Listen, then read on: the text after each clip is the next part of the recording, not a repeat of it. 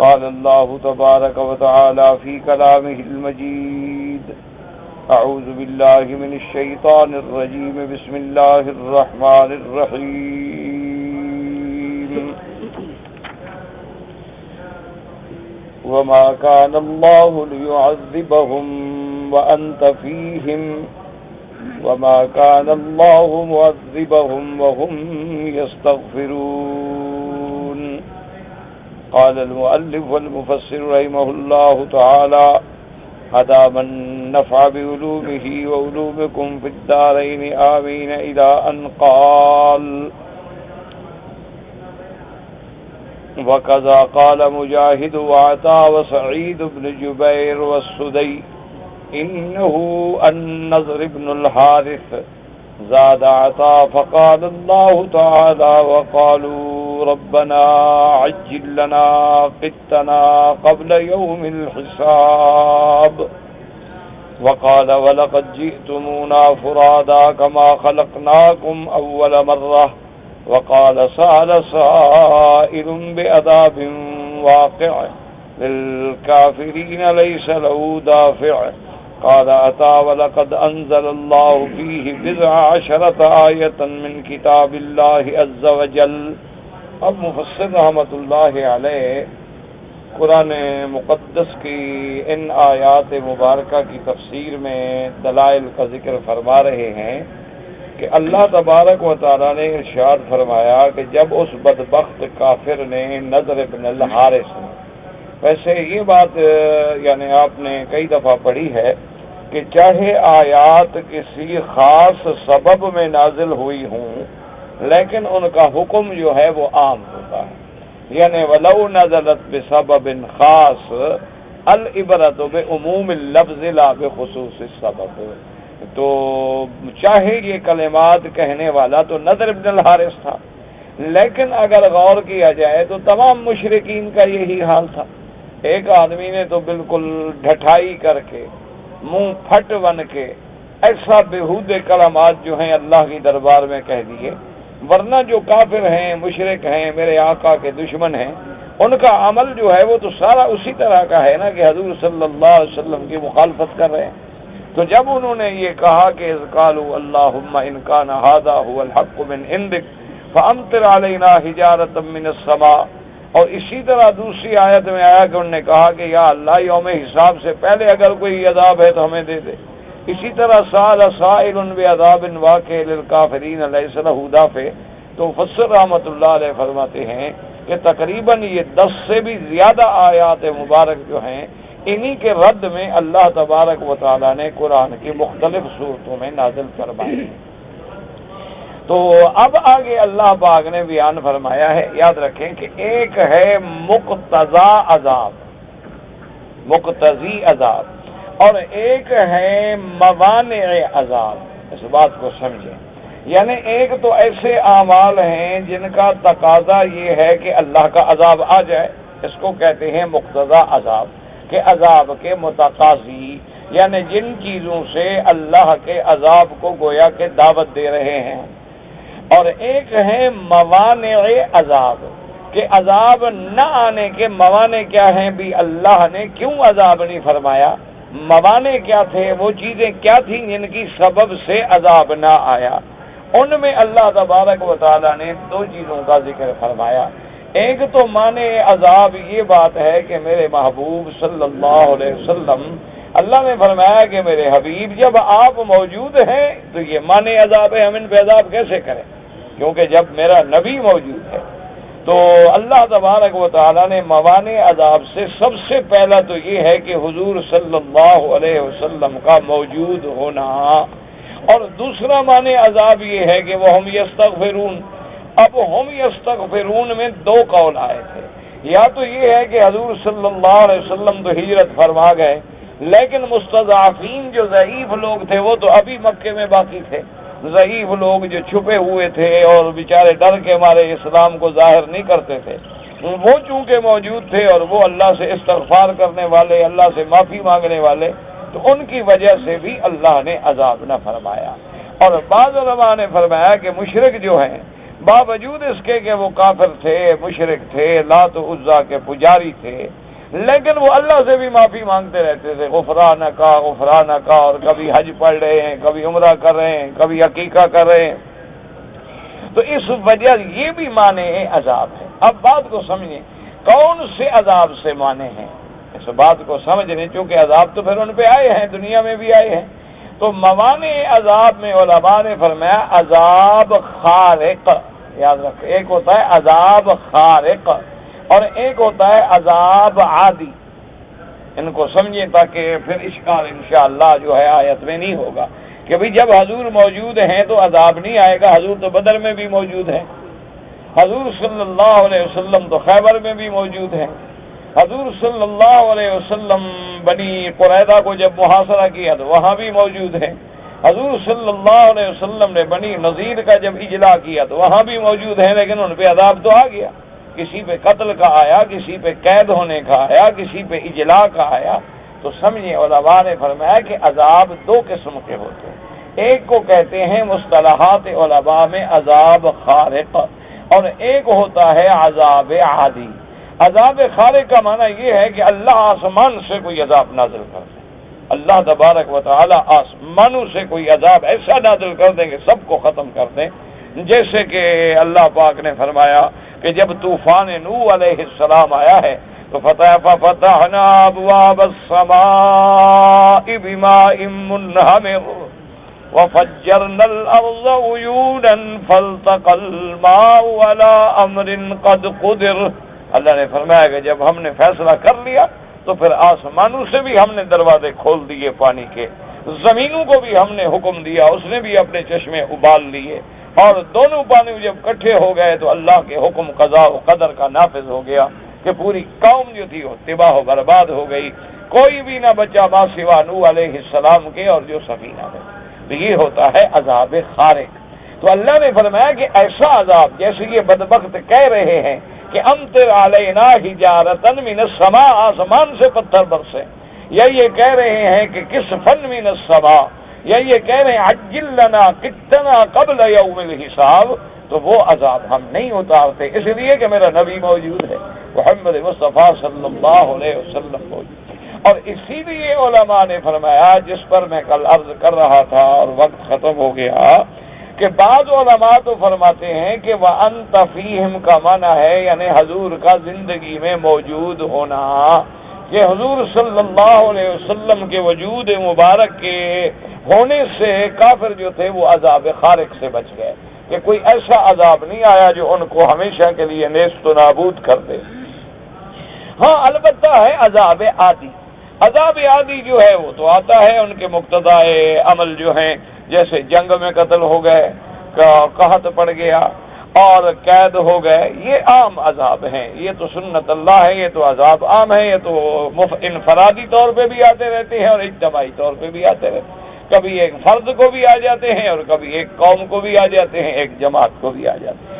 لیکن وہ عذاب جیسے کہ وہ بدبخت اتنی جرت کر کے کہہ رہا ہے کہ آسمان سے پتھر برسے، اللہ چاہے تو اسی وقت برس پڑے، اللہ تبارک و تعالیٰ اگر چاہتے تو کون سی مشکل بات ہے، اللہ تبارک و تعالیٰ تو ہر چیز پہ قادر ہے، لیکن اللہ نے فرمایا وَأَنْتَ فِيهِمْ کہ میرے مدنی پاک صلی اللہ علیہ وسلم، میرے حبیب آپ جو موجود ہیں تو میں ان پہ عذاب کیسے کروں؟ اس لیے علماء نے فرمایا کہ اس میں دو قول ہیں، ایک تو یہ ہے کہ وَأَنْتَ فِيهِمْ سے مراد یہ ہے کہ جب حضور اپنی زندگی مبارک میں موجود تھے بس، اور بعض علماء فرماتے ہیں کہ نہیں، حضور پاک وفات مبارک کے بعد بھی تو اپنے روضہ مبارک میں ہیں، گو وہ عالم برزخ ہے، وہ عالم برزخ ہے، کیوں یہ دنیا ہے، عالم دنیا ہے، اور موت کے بعد عالم برزخ ہے، اور بعث کے بعد عالم آخرت ہے۔ تو عالم برزخ کے احکام الگ ہوتے ہیں، لیکن اس میں تو کوئی شک نہیں کہ انبیاء علیہم الصلاۃ زندہ ہیں، جیسے اللہ نے فرمایا شہداء زندہ ہیں، اسی طرح احادیث مبارک میں آیا کہ اللہ نے زمینوں پہ انبیاء علیہم السلام کے جسد مبارک کو حرام کر دیا ہے کہ زمین انبیاء علیہم السلام کے جسد مبارک کو کوئی نقصان نہیں پہنچا سکتی، جیسے کہ میرے آقا نے فرمایا کہ میں نے اپنے بھائی موسیٰ علیہ السلام کو معراج کی رات میں دیکھا ہے کہ وہ قبر مبارک میں نماز پڑھ رہے ہیں۔ اور اسی طرح اللہ تبارک و تعالیٰ نے جیسے معراج کی رات میں لیلۃ الاسراء میں مسجد اقصی میں اللہ نے سارے نبیوں کو وہ حضور پاک کے استقبال کے لیے جمع فرمایا اور حضور امام الانبیاء بنے علیہم الصلاۃ والتسلیم، تو اس لیے علماء فرماتے ہیں کہ گویا قیامت تک حضور کی نبوت بھی ہے اور بحیات عالم برزخ بھی حیات ہیں، اس لیے حضور کی امت جو ہے ان عذابوں سے بچ گئی کہ ایسا عذاب آئے کہ سارے کافر ختم ہو جائیں، پھر بھی کافر ہیں لیکن امت ہے، اور اللہ کے نبی بھی اپنے قبر مبارک میں ہیں، تو اس لیے اس عذاب کو قیامت تک ایسا عذاب نہیں آئے گا کہ جو عذاب بالکل ان کو نیست و نابود کر دے، اس عذاب سے پھر بھی بچ گئے۔ تو باقی ہے انفرادی طور پہ تو کبھی مسخ بھی آ سکتا ہے اور خسف بھی آ سکتا ہے۔ کیا مانا کہ کوئی انفرادی طور پہ ایک آدمی جو ہے زمین میں دھنس جائے، اور مسخ کا مانا ہے کہ کسی کی شکل بدل جائے، اللہ معاف فرمائے، جیسے بنو اسرائیل میں عذاب آیا کہ اللہ تبارک و تعالیٰ نے ان کو بندر اور خنزیر بنا دیا، تو یہ عذاب انفرادی طور پہ تو آ سکتے ہیں، لیکن ایسا عذاب آئے کہ پوری قوم کی قوم کافر جو ہے وہ خس و مسخ میں آ جائے، تو ایسا عذاب جو ہے قیامت تک بھی نہیں آئے گا، کیونکہ حضور کا ہونا جو ہے وہ موجود ہے۔ جیسے حضور اپنے حیات مبارک میں دنیاوی زندگی میں موجود تھے، اسی طرح انبیاء علیہم السلام اپنی وفات کے بعد بھی زندہ ہوتے ہیں، لیکن وہ عالم برزخ ہے اور اس کے احکام الگ ہوتے ہیں، ان کے احکام کا ترتب نہیں ہوگا جیسے احکام دنیا کا ترتب ہوتا ہے۔ تو اس لیے بعض علماء نے فرمایا کہ اب معنی عذاب دو ہو گئے، ایک استغفار کرنا، یہاں سے یہ بھی سمجھ آ گیا کہ کافر جو دنیا میں کبھی اللہ کا نام لیتا ہے، اللہ سے مانگ لیتا ہے، کبھی استغفار بھی کر لیتا ہے، تو دنیا میں اس کو بھی فائدہ ہو جاتا ہے، دنیا میں اس کو بھی نفع مل جاتا ہے، اولاد مل جاتی ہے، صحت مل جاتی ہے، تکلیفوں سے بچ جاتے ہیں، لیکن جو عذاب اخروی ہے وہ نہیں ٹل سکتا، چونکہ کافر کے لیے پھر قیامت میں کوئی راحت نہیں ہوگی، کوئی آرام نہیں ہوگا، بلکہ ان کے لیے عذاب ہوگا، اور عذاب بھی دائمی جو کبھی نہ ٹلنے والا۔ تو اس لیے اب یاد رکھیں کہ یہاں موانع عذاب کا اگلی آیت میں اللہ نے ذکر فرمایا۔ اب اللہ پاک نے فرمایا قرآن پاک میں اس جگہ وما كان الله ليعذبهم وانت فيهم الى آخر الآية۔ وقال ابن مردوي حدثنا محمد بن ابراهيم قال حدثنا الحسن بن احمد بن الليث قال حدثنا ابو غسان قال حدثنا ابو نميرة قال حدثنا الحسين عن ابن بريدة عن نبيه قال رأيت عمرو بن العاص واقفا يوم أحد على فرس وهو يقول اللهم إن كان ما يقول محمد صلى الله عليه وسلم حقا فاخسف بي وبفرسي۔ وقال قتادة في قوله وإذ قالوا اللهم إن كان هذا هو الحق من عندك قال ذلك صفات هذه الأمة وجهلتها فعاد الله بعائدته ورحمته على صفات هذه الأمة وجهلتها وقوله تعالى إلى آخره۔ اب مفسر رحمۃ اللہ علیہ فرماتی ہیں کہ ابن مردوی نے اپنی اس روایت کے ساتھ نقل کیا ہے کہ عمرو بن العاص احد والی جنگ کے موقع پر واقف علی یوم احد علی فرس، وہ اپنے گھوڑے پہ سوار تھے اور اس پہ کھڑے ہو کے کہہ رہا تھا کہ یا اللہ ان کان ما یقول محمد صلی اللہ علیہ وسلم حقاً، اگر جو پاک نبی محمد مصطفیٰ جو کہتے ہیں، جو دین پیش فرماتے ہیں وہ حق ہے، وہ سچ ہے، تو مجھے میرے گھوڑے کے ساتھ ابھی زمین میں غرق کر دے۔ حضرت قتادہ کہتے ہیں کہ انہوں نے جیسے کہا تھا وَإِذْ قَالُوا، یہ جمع کا صیغہ ہے، وَإِذْ قَالُوا اللَّهُمَّ إِنْ كَانَ هَذَا هُوَ الْحَقُّ مِنْ عِنْدِكَ فَأَمْطِرْ عَلَيْنَا حِجَارَةً مِّنَ السَّمَاءِ أَوْ ائْتِنَا بِعَذَابٍ أَلِيمٍ۔ حضرت قتادہ فرماتے ہیں قال ذلك صفات هذه الامه، یہ بات کہنے والے اس امت کے سب سے بڑے احمق ہیں اور سب سے بڑے بے وقوف ہیں، وہاں جہلتها، اور بالکل جاہل ہیں دین سے بھی اور دنیا سے بھی۔ فعاد اللہ بعائدته ورحمته على صفات هذه الامه وجهلتها، اللہ تبارک و تعالی نے ان کو جواب دیا ہے اور وجہ بتائی ہے کہ اللہ نے اپنی رحمت کی وجہ سے اور حضور پاک صلی اللہ علیہ وآلہ وسلم کے وجود مبارک کی وجہ سے عذاب جو تھا وہ ٹال دیا، اللہ پاک نے وہ عذاب خارق نازل نہیں کیا جو آسمانوں سے اتر آئے۔ یاد رکھیں کہ یہ بات تو کافروں کی ہے، اور کافر بھی وہ جو بالکل انتہائے بدبخت اور بد عقل تھے۔ لیکن افسوس یہ ہے کہ آج ہمارے مسلمان بھائی جو ہیں بعض اوقات اللہ معاف کرے، اللہ معاف کرے، اللہ معاف کرے، عقیدہ تو ان کا ایسا نہیں ہوگا، لیکن غصے میں آ کے بے وقوفی سے وہ بھی کہہ دیتے ہیں یار کیا مولوی صاحب آپ نے ڈرا رکھا ہے، جہنم جہنم جہنم لگا رکھی ہے، اور یہاں ہے کوئی جہنم تو ہمیں ڈال دینا، یا تم یار ہمیں جنت میں نہ لے جانا اپنے ساتھ، مولوی صاحب ہم تمہاری جنت کے محتاج نہیں ہیں۔ ایسی باتیں ہمارے جاہل بھی کہہ دیتے ہیں۔ اللہ تبارک و تعالی رحمت فرمائے۔ کسی بندے کو آپ نماز کے لیے زور لگائیں کہ میرے بھائی چلو نماز کا وقت ہو رہا ہے، وہ سو رہا ہو، آپ ایک دفعہ اٹھائیں، دو دفعہ اٹھائیں، تو وہ بعض اوقات تنگ ہو کے اٹھ کے کہتا ہے جاؤ میاں تم نماز پڑھو، جاؤ تم نماز پڑھو، میں نہیں پڑھتا نماز، جو کچھ کرنا ہے کر لیں۔ تو ایسے لفظ ہمارے بعد مسلمان بھی کہہ دیتے ہیں، تو یہ بھی انتہائی جہالت اور بدبختی ہے۔ او بھائی یہ مہربانی کر کے اس کے ساتھ نہ کھیلا کرو نا، آرام تو آتا نہیں ہو، بیچارہ کبھی رومال بناتا ہے، کبھی اس کے آگے گردن رکھ دیتا ہے، کبھی ادھر کر دیتا ہے، بس اس سے ادھر بیٹھ جاؤ، پھر تمہاری مرضی، جو آپ نے رقص کرنا ہے، جن کھیلنے ہیں کھیلتے رہیں۔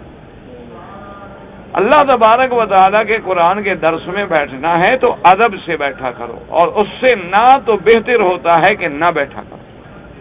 یاد رکھو قرآن پڑھنا سنت ہے، ایک بات سمجھ لو، تلاوت کتاب جو ہے وہ تو سنت ہے، میرے حضور پاک قرآن شریف پڑھتے تھے، امت بھی پڑھے، لیکن اگر قرآن پڑھا جا رہا ہو تو پھر اس کا سننا واجب ہے، پھر اس کا سننا جو ہے اللہ کے قرآن کا امر ہے کہ اذا قرئ القرآن فاستمعوا له وانصتوا۔ اور اسی سے آپ اندازہ کریں کہ ہم سے تو اللہ نے انسان کو اشرف المخلوقات بنایا ہے، لیکن جنوں کا دیکھا ہے کہ جن جب آئے نا دیکھا حضور قرآن پڑھ رہے ہیں تو جن آ کے کھڑے ہو گئے اور ایک دوسرے کے انصتو چپ کرو سنو کیا پڑھ رہا، یعنی وہ جن ہیں انسان بھی نہیں، یعنی اور پہلی دفعہ یہ بھی نہیں کہ پہلے انہوں نے قرآن سنا ہے، وہاں سے وہ گزر رہے ہیں، تلاش میں ہیں، وَيَصْرَفْنَا إِلَيْكَ نَفَرًا مِّنَ الْجِنِّ يَسْتَمِعُونَ الْقُرْآنَ۔ اللہ فرماتے ہیں فَلَمَّا حَضَرُوهُ، جب وہ وہاں آ گئے جہاں حضور قرآن پڑھ رہے تھے، قَالُوا أَنصِتُوا، کہنے لگے چپ خاموش ہو جاؤ۔ اور جب حضور صلی اللہ علیہ وسلم نے قرآن ختم فرمایا وہ اسلام بھی لے آئے اور دین کے داعی بھی بن گئے۔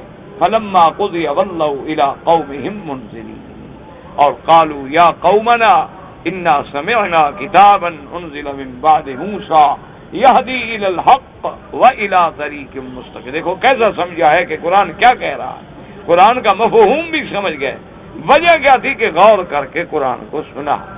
اسی لیے حکم ہے کہ جب قرآن کی تلاوت کی جائے تو آدمی جو ہے اس کو غور سے سنے، اور اگر کوئی مجبوری ہے چپ کر کے چلا جائے تاکہ بے ادبی کے گناہ میں نہ آ جائے، تاکہ وہ بیچارہ بے ادبی کے اندر شمار نہ ہو جائے کہ مجبوری ہے، کوئی کام ہے، وضو کرنا ہے، کسی کو ملنا ہے، تو بس 2 منٹ بھی سنے تو ادب سے سنے، اور 10 منٹ بھی سنے تو ادب سے سنے، اور گھنٹہ بھی سنے تو ادب سے سنے، احترام کے ساتھ۔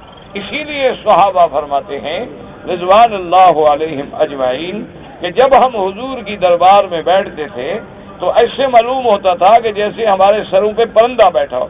کیا مانا؟ یعنی پرندہ تو وہی بیٹھے گا نا جہاں یقین ہوگا کہ یہ زندہ چیز نہیں ہے۔ انسان پہ کیسے پرندہ بیٹھے گا؟ تو پکڑ لے گا اس کو۔ مانا یہ ہے کہ ہم ایسے بیٹھے ہوتے تھے کوئی مردہ ہیں، ہل ہی نہیں رہے، بالکل معلوم یہ نہیں ہوتا کہ ہم زندہ ہیں، سانس کی آواز جو ہے وہ آ رہی۔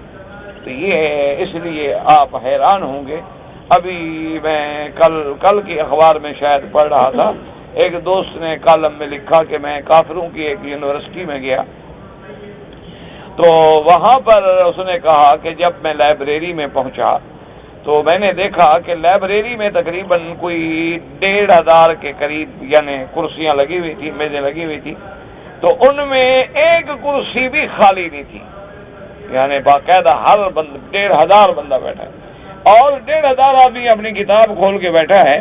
تو اس نے کہا کہ وہ جب کاغذ کتاب کا برق یوں الٹتے تھے تو اس کی آواز آ جاتی تھی، باقی کوئی آواز نہیں معلوم ہوتی۔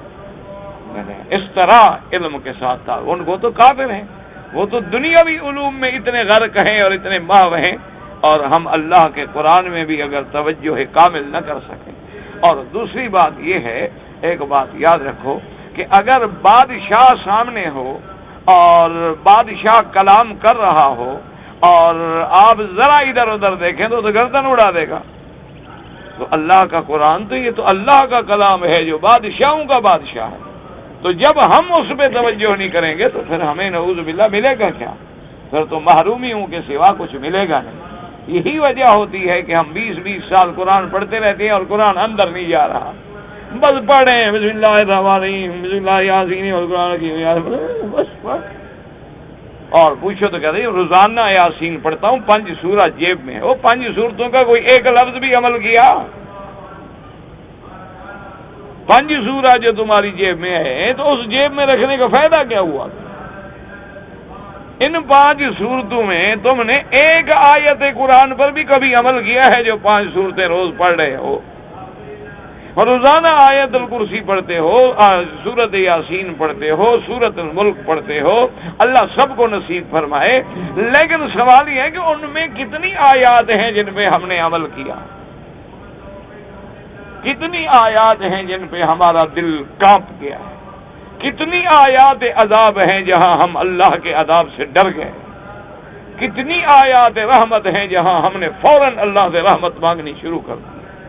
اللہ کے بندو، اصل دعا یہی ہوتی ہے کہ آدمی قرآن پڑھ رہا ہے، آیات ترہیب آ گئی، اللہ سے ڈر گیا، اللہ سے ڈر گیا، بدن کانپ رہا ہے، آنسو بہ رہے ہیں. اب جو دل سے دعا نکلے گی وہی اللہ کے دربار میں پہنچے گی، وہی عرش پہ جائے گی فریاد.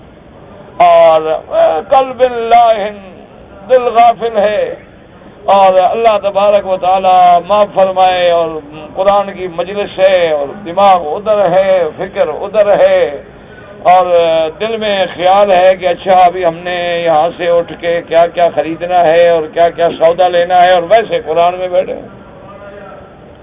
اس لیے ہمیشہ یاد رکھیں اللہ کا کلام ادب کے ساتھ اور احترام کے ساتھ اور سکون کے ساتھ اور سکوت کے ساتھ، اور پھر ایک ایک لفظ کو سمجھنے کی کوشش کریں اور اس کے بعد اس پہ عمل کرنے کی کوشش کریں.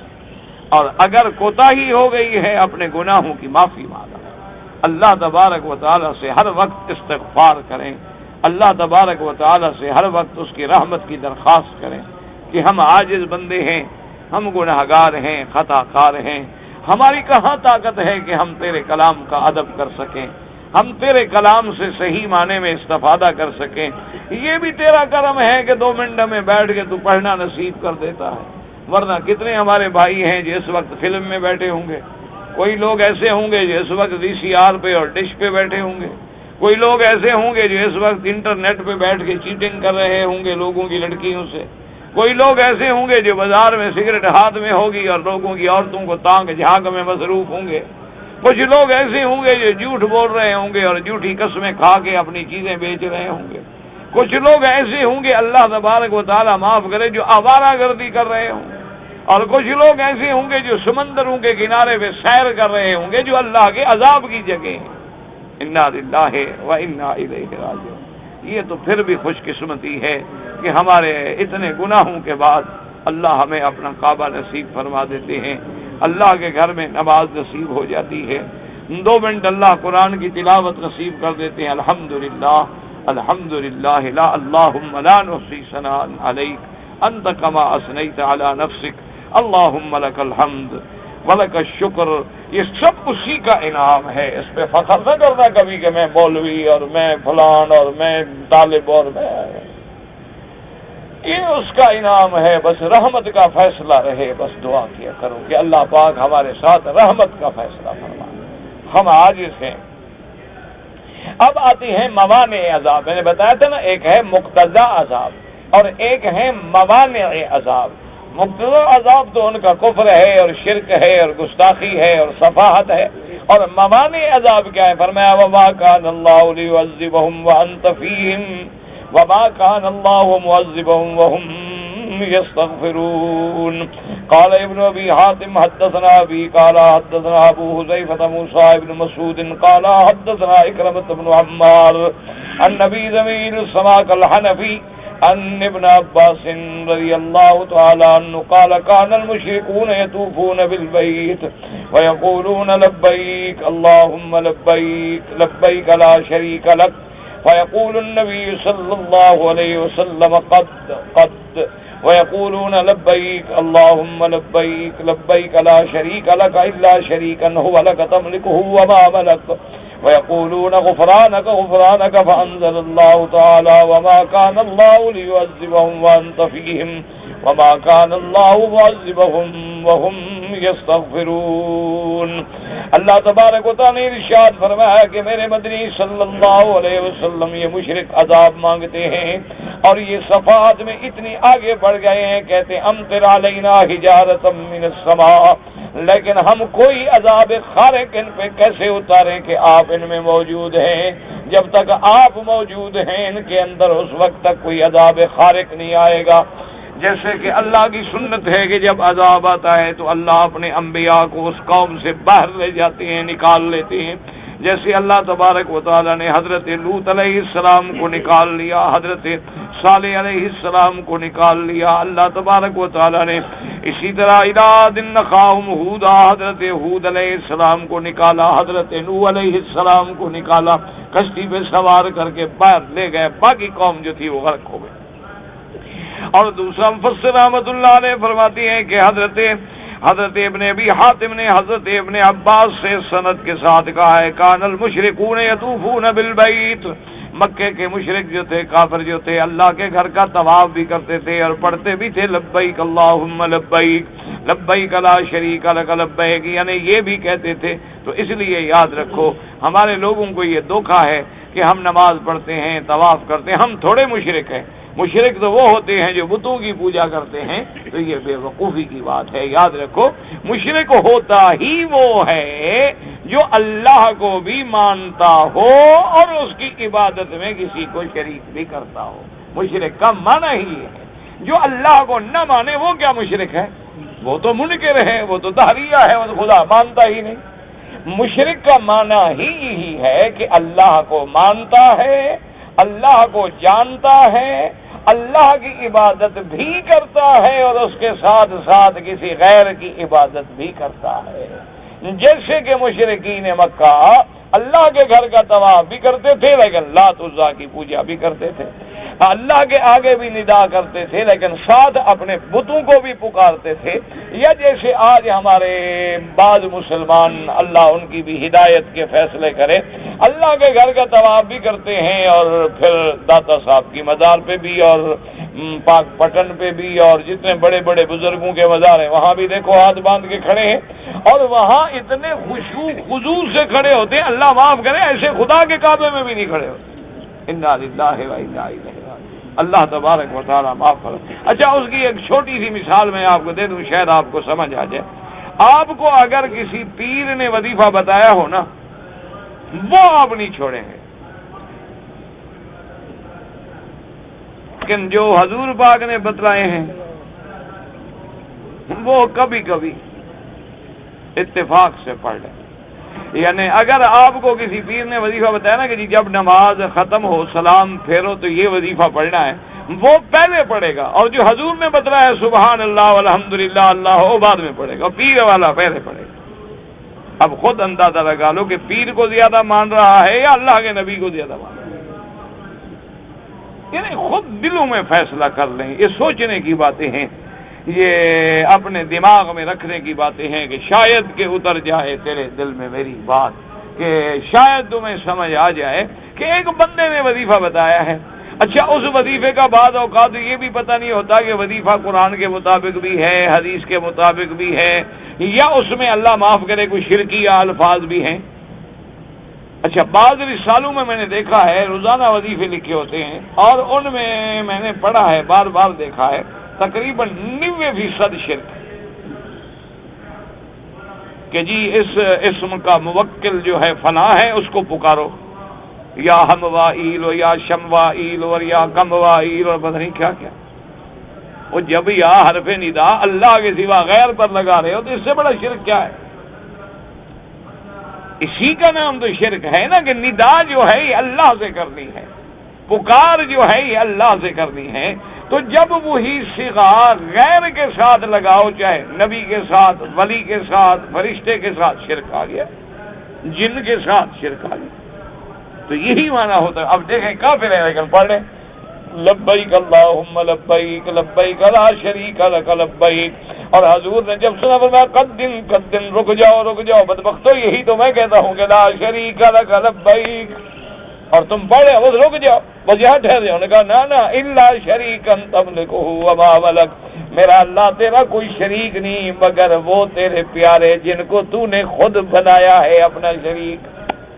اچھا، اور یہ بھی کہتے تھے ان کا بھی مالک تو ہے، یہ تیرے مالک نہیں ہیں لیکن ہیں تیرے پیارے، تو نے ان کو اختیار دے دیا ہے نا۔ جیسے آج بھی ہمارے جاہل کا عقیدہ ہے کہ بابا اصل تو اللہ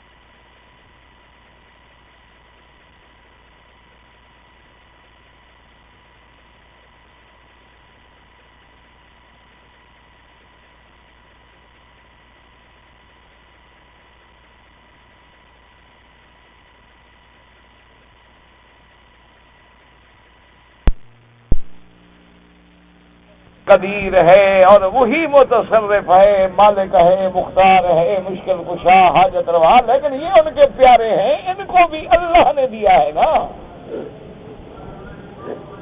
ان کا بھی یہی عقیدہ ہے جاہل کا کہ ان کو بھی اللہ نے اختیار دیا، ان کو اللہ نے قدرت دے دی ہے، اور اب یہ بھی جس کو چاہے مار دیں، جس کو چاہے جلا دیں۔ یعنی آپ اندازہ فرمائیں کہ یعنی یہ اعتقاد روافض کا تھا، ان کا بھی یہ اعتقاد ہے کہ ہمارے جو 12 امام ہیں وہ کہتے ہیں کہ بالکل وہ عالم الغیب ہیں اور متصرف فی الکون ہیں، اور ان کو بھی حیات و ممات کا اختیار ہے۔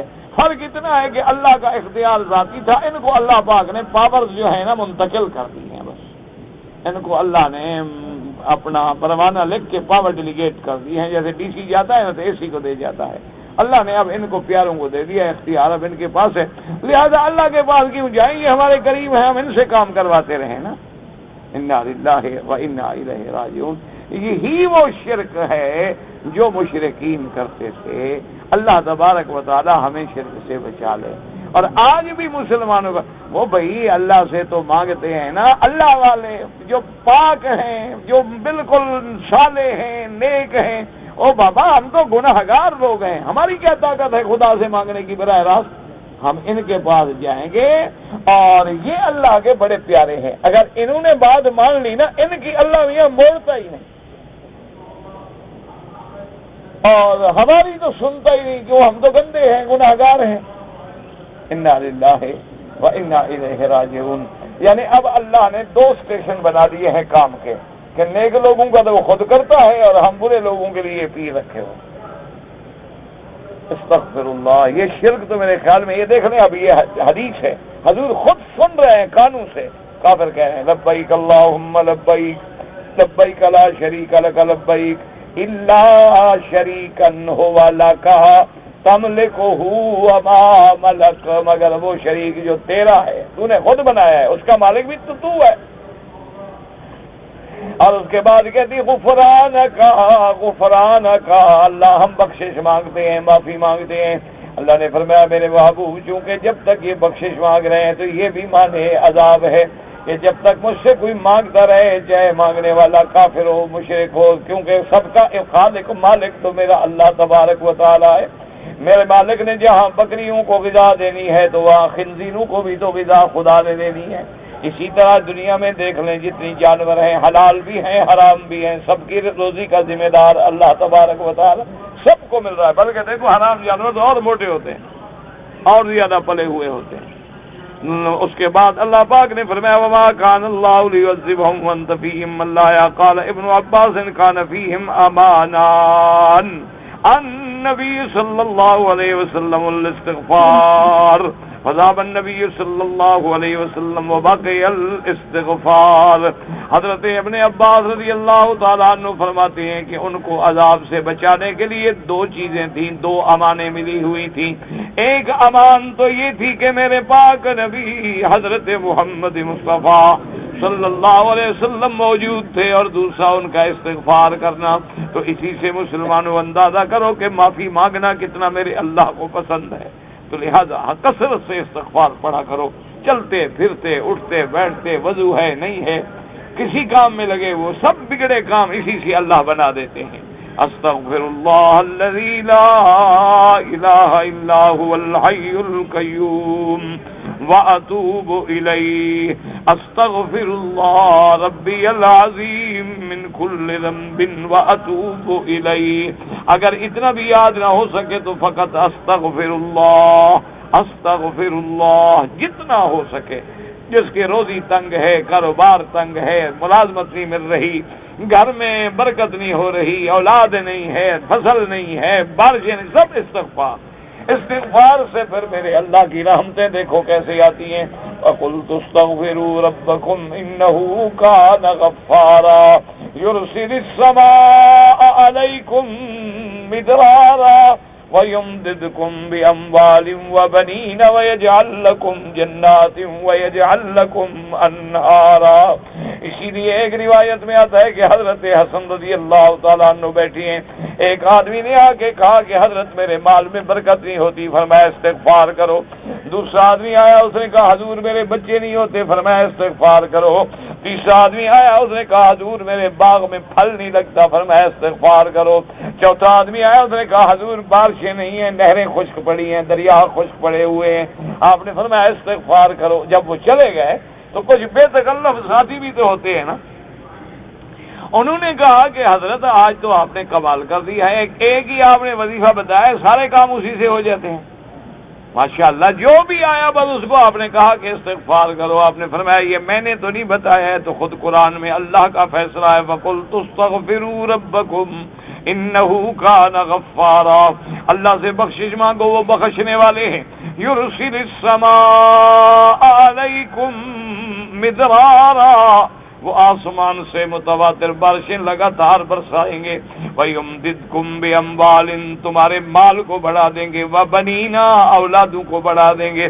وَيَجْعَلْ لَكُمْ جَنَّاتٍ وَيَجْعَلْ لَكُمْ أَنْهَارًا. انہوں نے کہا یہ تو قرآن ہے، یہ تو اللہ تبارک و تعالیٰ کے قرآن میں حکم ہے. تو اس لیے ہمارے ایک استاد ہوتے تھے، شیخ بھی تھے، اللہ ان کی قبر پہ کروڑ رحمتیں فرمائے. اللہ اکبر، کیا لوگ تھے. ہم تو سوچتے ہیں کہ ہم کتنے نکمے لوگ ہیں، ہم کتنے آوارہ لوگ ہیں. بس اللہ پاک آپ لوگوں کی دعا کا صدقہ شاید بخش دے گا قیامت میں کہ یہ سفید داڑھی والے بیٹھ جاتے ہیں، ان کی دعاؤں سے اللہ پاک معاف کر دیں گے. تو ہم نے ماشاءاللہ دیکھا ان کو، آپ حیران ہوں گے، بڑھاپے میں جب عمر 80 سال کے قریب ہو گئی اور بیماریوں نے ایسے کر دیا تھا کہ بدن ایسے ہو گیا، بالکل ایسے. اور 24 گھنٹے میں غذا جو ہے وہ اتنا بلا مبالغہ، یہ 2 انگلی روٹی پہ رکھ لینا، اتنی روٹی توڑ لی اور 1 پیالی دودھ کی تھی۔ اور محنت کا عالم کیا ہے کہ 15 سپارے اسی حال میں منزل پڑی جا رہی، 15 سپارے قرآن۔ اور فرمایا کرتے تھے کہ بیٹا جس دن غفلت ہو جاتی ہے اس دن 1 لاکھ درود شریف ہو جاتا ہے۔ جس دن غفلت ہو جاتی ہے، جس دن غفلت نہ ہو تو کتنا ہوگا؟ 15 سپارے قرآن، 1 لاکھ دفعہ درود شریف۔ اور اسی طرح فرماتے تھے بیٹا اتنا استغفار بھی ہو جاتا ہے۔ ہم حیران ہوتے تھے، پتہ نہیں یہ لوگ کیسے پڑھتے ہوں گے، کس وقت پڑھتے ہوں گے۔ ہم تو بچے تھے نا، چھوٹے طالب تھے، اور طالب تو طالب ہوتا ہے، طالب تو ہر قسم کا طالب ہوتا ہے، لیکن ان کی محنتوں کا یہ حال۔ اسی طرح حضرت عبد الکریم صاحب رحمۃ اللہ علیہ، بیر شریف ایک علاقہ ہے سندھ میں، بہت بڑے اللہ کے عالم علی اللہ، اور آخری عمر بڑھاپے میں 20 تراویح پڑھتے مسجد میں، اور اس میں 1 پارہ قرآن شریف پڑھا جاتا تھا۔ وہاں سے پڑھ کے نماز پھر آ جاتے اپنے جگہ پہ، وہاں ایک اور حافظ کو کھڑا کر کے 3.5 سپارے منزل اس سے سنتے، اور وہ پڑھتے پڑھتے رات کا 1 بج جاتا۔ 1 بجے کے بعد جناب یہ ہے کہ پھر تھوڑا سا کوئی 1 گھنٹے کے لیے سو گئے، پھر اس کے بعد اٹھ کے تہجد، اور پھر سحری، اور پھر نماز۔ اچھا، نماز فجر کے بعد درس، ظہر کی نماز تک پڑھا رہے ہیں، اور ظہر کی نماز کے بعد 1 گھنٹے کے لیے آرام۔ اور آرام بھی کیا ہوتا تھا، ایک درخت کے نیچے چٹائی بچھی ہوئی تھی، چٹائیاں پڑی ہوتی تھی جہاں بخاری شریف پڑھاتے تھے، وہی سو جاتے تھے گھنٹے کے لیے، اور گھنٹے کے بعد اٹھے جناب، اس کے بعد پھر تیاری ہو گئی ظہر کی نماز کے لیے۔ پھر ظہر کی نماز سے درس شروع ہو گیا عصر تک، عصر سے لے کر مغرب تک ملاقات ہو گئی، مغرب کے بعد جناب پھر بیٹھ گئے اپنے ذکر اذکار کے لیے، اور اس کے بعد پھر تراویح اور پھر نماز۔ یعنی ہم لوگ سوچ نہیں سکتے کہ وہ لوگ کیسے آرام کرتے۔ بس اللہ نے ایمان کی قوت عطا فرمائی تھی، صحیح عقیدہ توحید پر، سنت کی اتباع پر، اور ساری زندگی قرآن میں اور حدیث میں گزر گئی۔ اس لیے مسلمانوں تھوڑا سا محنت کر لو، مرنا ہے، پتہ نہیں پھر کتنی مدت قبروں میں ہم پڑے رہیں گے، اور پھر حشر میں بھی جانا ہے، تو ذرا وقت کو بچاؤ اور تھوڑی سی محنت کر لیا کر، اور چلتے پھرتے استغفر اللہ استغفر اللہ، پھر اس کی برکتیں دیکھیں گے کیسے اللہ کی رحمتیں ہوں۔ ایسے استغفار نہ پڑھنا۔ ایک آدمی وہ میں نے دیکھا تھا، وہ میرا دوست مر گیا، اللہ بخش دے بیچارے کو، وہ جناب ٹیلی ویژن پہ بیٹھا ہوتا اور اینک پتہ نہیں 4 نمبر کی لگا کے تھے، بالکل مجال ہے، استغفر اللہ، فلم دیکھ رہا ہے، استغفر اللہ کے بندے خدا کا خوف کرو۔ وہ میں اچھا میں اٹھتا ہوں، بند کرتا ہوں، یعنی اٹھ کے اس بیچارے کو بند کرنے کے لیے جانے میں دھکے لگ رہے ہیں، نظر خراب ہے، لیکن پھر نظر ادھر ٹی وی پہ لگی ہوئی ہے، استغفر اللہ۔ یہ استغفار ہے، یہ اللہ کے ساتھ نعوذ باللہ اللہ معاف کرے استہزاء ہے کہ ہم گناہ بھی کریں اور ساتھ استغفار کریں، مذاق نہیں، ادب کے ساتھ، اللہ سے ڈرتے ہوئے۔ اور اس کے بعد جناب فرماتے ہیں حضرت ابن عباس رضی اللہ تعالیٰ عنہ کہ ان لوگوں میں اللہ نے 2 امانیں رکھی تھیں، ایک میرے نبی محمد مصطفیٰ صلی اللہ علیہ وسلم، اور دوسرے استغفار۔ حضور پاک تو تشریف لے گئے، لیکن استغفار جو تھا ان میں باقی رہا۔ تو یہ 2 چیزیں جو تھیں یہ موانع عذاب تھے۔ اللہ پاک سے دعا کریں اللہ ہمیں بھی عذاب سے بچائے اور قیامت تک عذاب سے محفوظ رکھے، اور اللہ ہمیں ہمارے گناہوں کی سزا نہ دے، اللہ ہمارے ساتھ اپنی رحمت کا معاملہ فرما دے۔ بھائی اہل شیعہ کے ساتھ رشتہ نہ کریں، اس کی وجہ یہ ہے کہ ان کے اور اہل سنت کے درمیان میں بہت بڑا بودھ ہے، اور بعض شیعہ تو ایسے ہوتے ہیں جو منکر قرآن ہیں اور سیدہ عائشہ پہ تہمت لگانے والے ہیں، ان کے کفر میں تو کوئی شک ہی نہیں۔ بعض ایسے بھی ہوتے ہیں جو کافر نہیں ہیں، لیکن پھر بھی ان کے عقائد جو ہیں وہ صحیح نہیں ہوتے، اس لیے آدمی رشتہ وہاں کرے۔ حضور نے فرمایا فاختر ذات الدین، وہ لڑکی تلاش کیا کرو اس کا دین دیکھا کرو، کہ دین میں سلامت ہو، عقیدہ ٹھیک.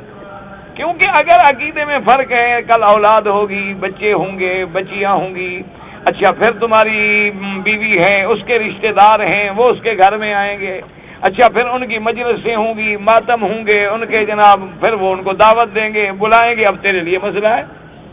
تو ایسے جھگڑے خریدنے سے بہتر نہیں کہ آدمی پہلے احتیاط کر لے کہ بلا وجہ جتنے ضال فرقے ہیں ان کے ساتھ رشتہ داری جو ہے نہ رکھے. کیونکہ اللہ کے قرآن کا بھی یہی حکم ہے کہ لا تتخذوا عدوی وعدوکم اولیاء، جو میرے دشمن ہیں یا میرے مدنی پاک کے دشمن ہیں ان کو کبھی دوست نہ بناؤ. اور حضور نے فرمایا جو صحابہ سے دشمنی کرتا ہے وہ دشمنی صحابہ سے نہیں، وہ میرے ساتھ دشمنی کرتا ہے. من احبہم فبحبی احبہم ومن ابغضہم فببغضی ابغضہم ومن آذاہم فقد آذانی ومن آذانی فقد آذى اللہ. فرمایا جو ان سے محبت کرتا ہے وہ میری محبت کی وجہ سے محبت کرتا ہے. کہ ہمیں حضرت بلال کیوں پیارے ہیں کہ میرے مدنی کا ساتھی ہے، حضور کا مؤذن ہے، ورنہ ہم نے تو حضرت بلال دیکھا بھی نہیں رضی اللہ تعالی عنہ.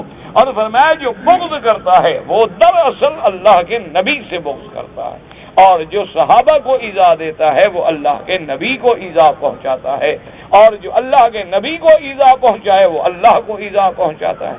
اسی لیے اللہ نے فرمایا ان الذین یؤذون اللہ ورسولہ، تو اس لیے بہتر ہے کہ ایسے رشتہ داریاں نہ کیا کریں. اور مہربانی کر کے کچھ صاف لکھا کرو یا کسی سے لکھوا لیا کرو. میں حرام میں کا حرم میں کے بجائے، چونکہ بیچارہ بنگالی بھائی ہے نا، حرام میں کام کرتا ہوں. اچھا مجھے ایک سونے کی بالی ملی ہے، اس کی 30 ریال پتہ نہیں کیا. بہرحال گزارش یہ ہے کہ اگر کوئی علامت ہے کہ اصل مالک کو ڈھونڈ سکتے ہو تو پھر تو کوشش کرو کہ کسی طرح وہ مال جو ہے اصل مالک کو پہنچے. اور اگر کوئی نشانی نہیں، کوئی ایڈریس نہیں، کوئی کاغذ نہیں، اب کہاں ڈھونڈو کہ کس بچی کی بیچاری گر گئی، تو اس کا علاج یہ ہے کہ وہ خیرات کر دو، غریبوں کو مسکینوں کو دے دو. وہ یا پھر یہ ہے کہ یہاں جو دفاتر بنے ہوئے ہیں اس کام کے وہاں جا کے جمع کرا کے اپنی جان چھڑاؤ. جی کہ آپ لیلۃ الخمیس میں فجر کی نماز میں، بھائی لیلۃ الخمیس کا فرق ہے نا، بات کو سمجھو. یوم الخمیس صبح کو عربی میں درس نہیں ہوتا. یوم الخمیس، لیلۃ الخمیس کا معنی تو یہ ہے کہ بدھ کا دن. عربی کا درس تو ہوتا ہی فجر کو ہے، اس کو لیلہ سے کیا تعلق ہے؟ وہ تو ہوتا ہی فجر کی نماز کے بعد ہے.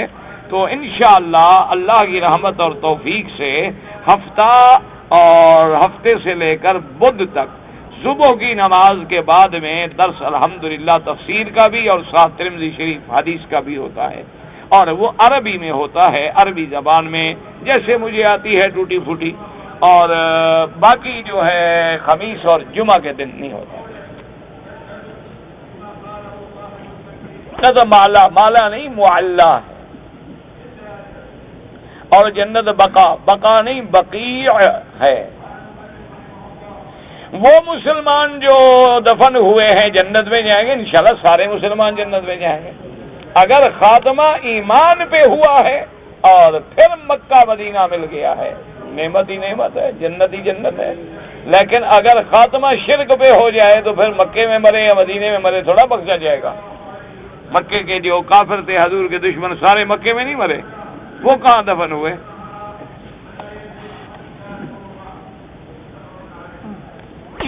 جمعہ کے دن جو آدمی صبح کی نماز جان بوجھ کے نہیں پڑھتا، میرے بھائی جو نماز جان بوجھ کے چھوڑے وہ تو کفر ہے.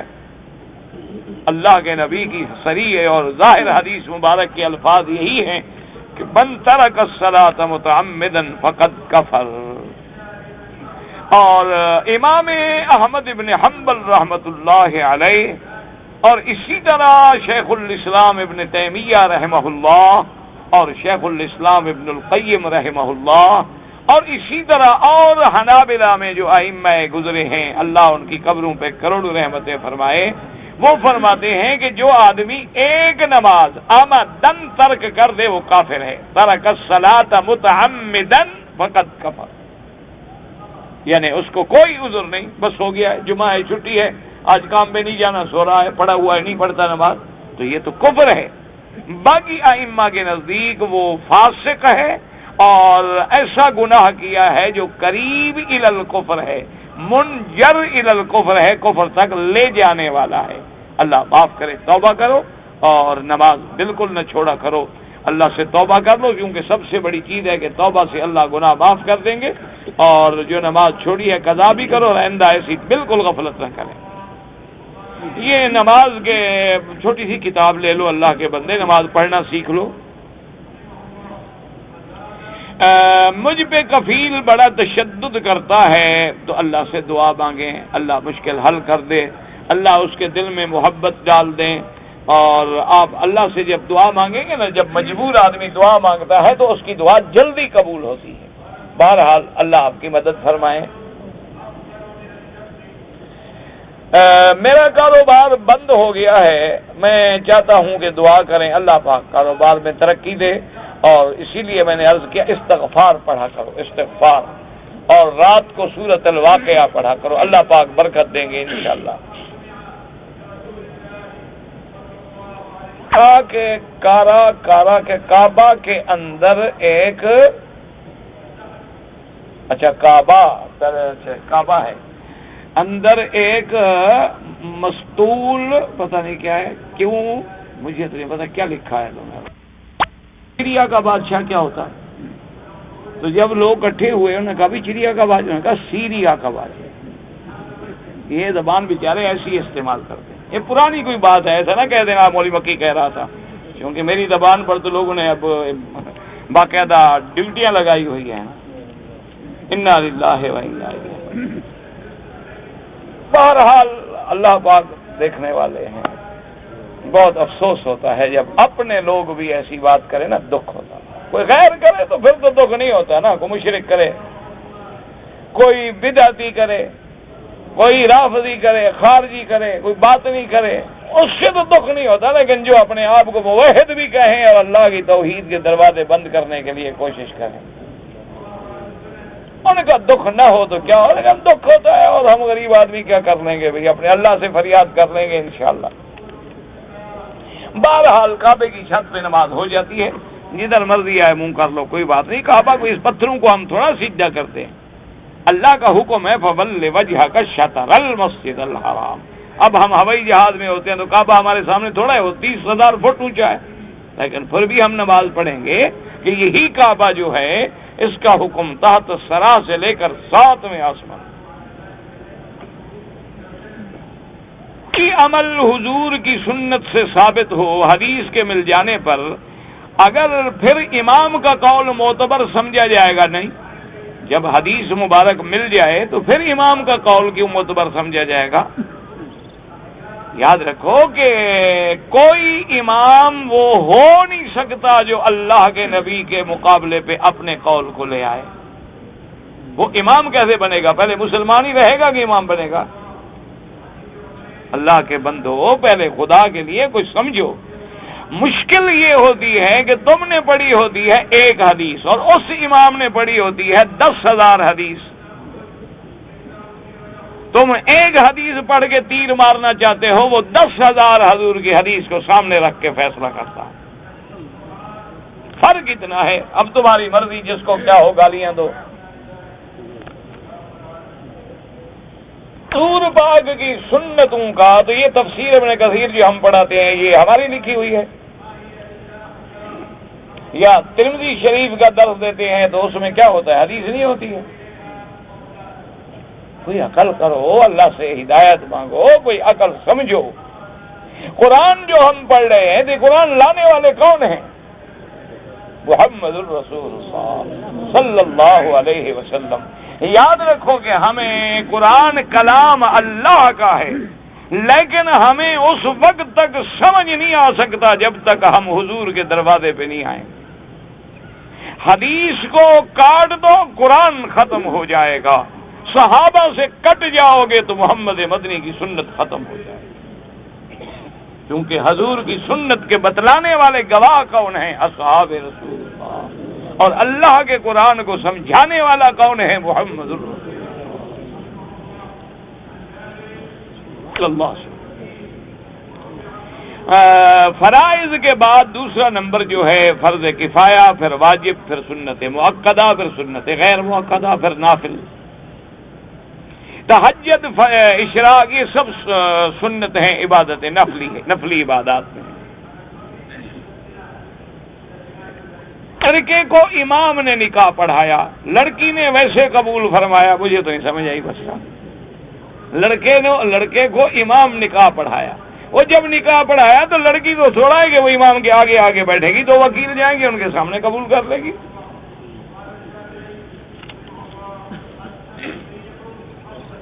لڑکی کو کس عمر سے پردہ کرنا چاہیے؟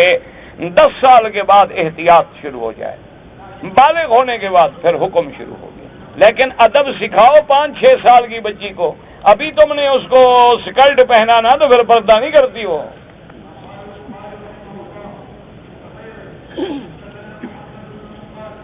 اذا لم تستحی فاصنع ما شئت، یہ میں نے حدیث میں نہیں پڑھا لیکن مشہور ہے، قول ہے۔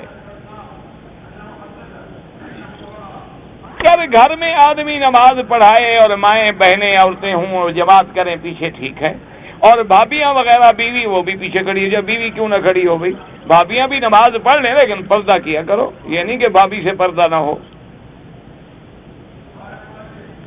اگر عین سورج ڈوبنے کا وقت ہے یا سورج ڈوب رہا ہے یا طلوع ہو رہا ہے، حضور نے منع فرمایا ہے کہ نماز نہ پڑھو۔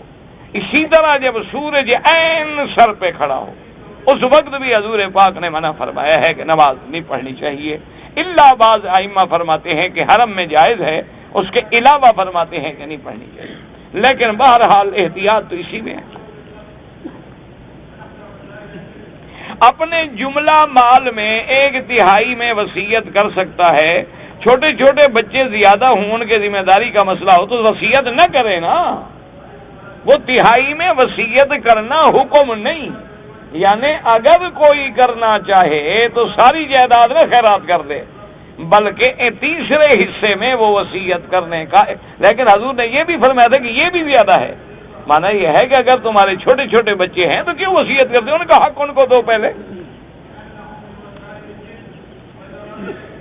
جی ہمارے ملک میں قبرستان تھا، قبریں تھیں، بعض لوگوں نے وہاں گھر بنا دیا۔ قبر پہ گھر بنانا بھی جائز نہیں، نہ مسجد جائز ہے، نہ گھر بنانا جائز ہے، نہ نماز پڑھنا جائز ہے، نہ قبر پہ پاؤں رکھ کے چلنا جائز ہے، نہ قبر پہ ٹیک لگانا جائز ہے، یہ سب چیزیں منع ہیں۔ مودودی صاحب کیا ہیں، بزرگ تھے، فوت ہو گئے، اللہ بخشے۔ بھئی جو آدمی مر جائے اس کو تو معاف کر دو، تمہاری گالیاں دینے کے لیے ہم زندہ تھوڑے ہیں، تم اتنی ہمیں دے لیا کرو۔ جو فوت ہو گئے اللہ بخشے، غلطیاں کس سے نہیں ہوتی، غلطیاں اس سے بھی ہوئی ہیں، انہوں نے بھی کتابوں میں بڑی بڑی غلطیاں کی ہیں، تفسیر میں بڑی بڑی غلطیاں کی ہیں، اللہ معاف فرما دے۔ اب فوت ہو گئے، اللہ تبارک و تعالی سب کی اگلی منزل آسان فرمائے، ہم نے بھی مر جانا ہے۔ دیکھو نا، بات یاد رکھو، ڈوبتا ہی تو تیرنے والا ہے نا، جو سمندر کے کنارے پہ کھڑا رہے وہ بھی کبھی ڈوبا ہے، وہ بیچارے جو علم میں آئیں گے غلطیاں بھی تو وہی کریں گے نا آخر۔ تولید جو لوگ بچے روکتے ہیں، کیا قاتل ہوگا؟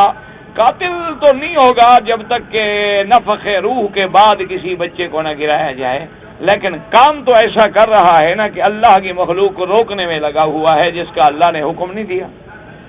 قتل وہ ہوتا ہے بچہ پیدا ہو جائے مار دے، دفن کر دے، یا ابھی پیٹ میں ہے لیکن روح پھونکا جا چکا ہے، 4-4.25 مہینے گزر گئے ہیں، تو پھر علماء کہتے ہیں کہ اب اس پہ قتل کا حکم آئے۔